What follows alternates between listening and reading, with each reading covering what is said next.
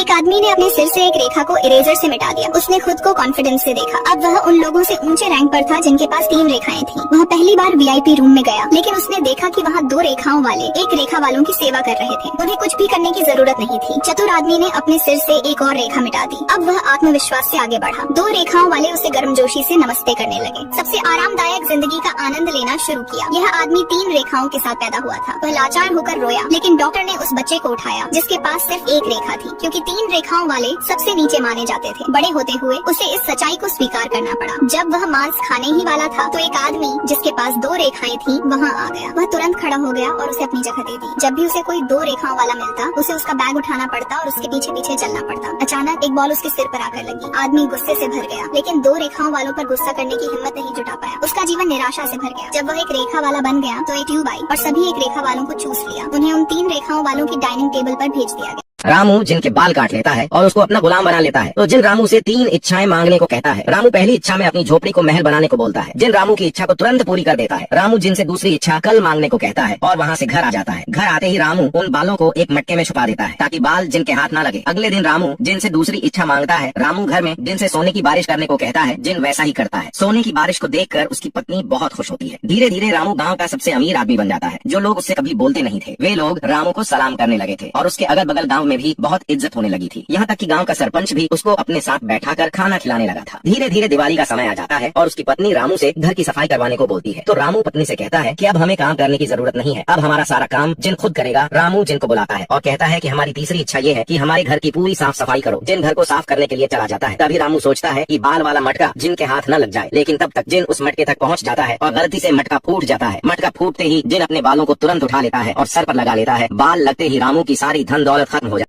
नए वीडियो देखने के लिए सब्सक्राइब करें फोल्डेड हैंड्स।